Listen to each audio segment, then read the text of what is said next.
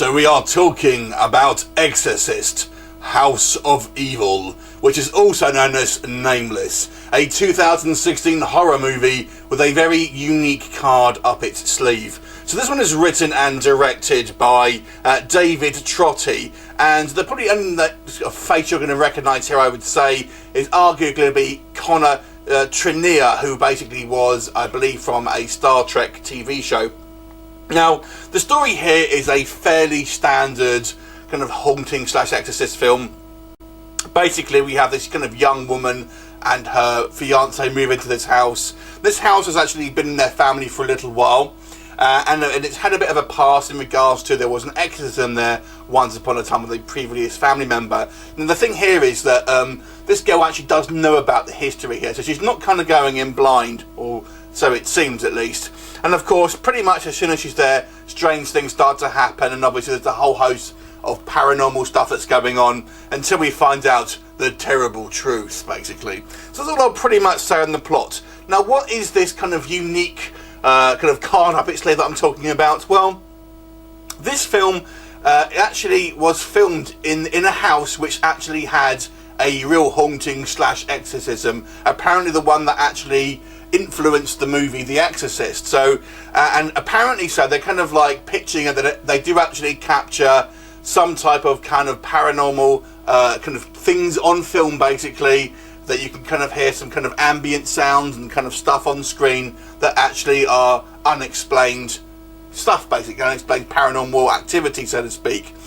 So you'll have to kind of watch the movie to see if you can see anything, because I didn't. Maybe a few kind of groans here and there, or stuff creaking around, but that could have been anything, to be honest with you. I certainly didn't see anything that kind of looked out of the ordinary, but there you go.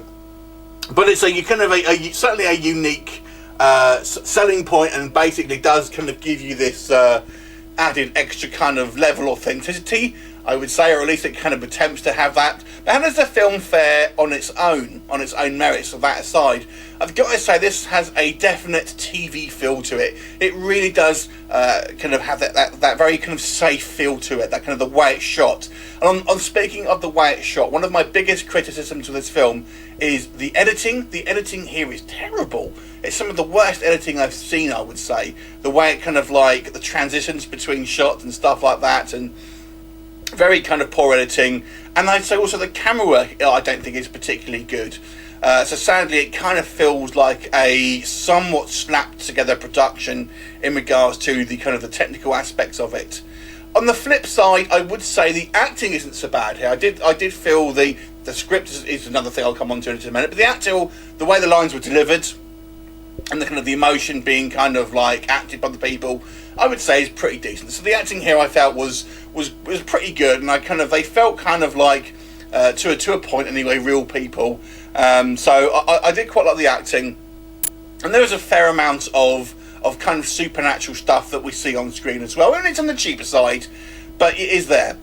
The other issue I'll have with it, this is kind of going back to the script, is it just makes some real kind of like typical dumb things that we see in a B-movie horror film. And like I said at the beginning of this review, this girl knows that there is paranormal stuff that kind of goes on in the house, yet she completely dismisses certain things that we see throughout the film, and then we see that she sees that are weird. So we see a scene early on where she basically goes and visits an aunt in hospital, yet she suddenly sort of springs out of bed, her eyes are all blacked out, and speaking in this weird voice. It's kind of like goes, oh, she was acting a little strange. And then a little bit later on, we see a disturbance in the house, and she puts it down to her imagination or something like that. So it's just those kind of annoying things, and you can maybe get away with it to a point, but it's when you say that this person knows about the history here, you can you're shooting yourself in the foot to a certain degree.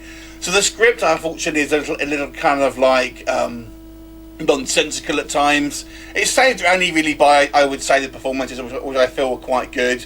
It kind of drags towards the end as well. I feel it loses steam maybe about 2/3 of the way through. It's just kind of like, okay, it's not really going anywhere, and we're not really seeing anything new. It kind of turns into a bit more of a kind of procedure, almost kind of unraveling the mystery, but it's not all that exciting.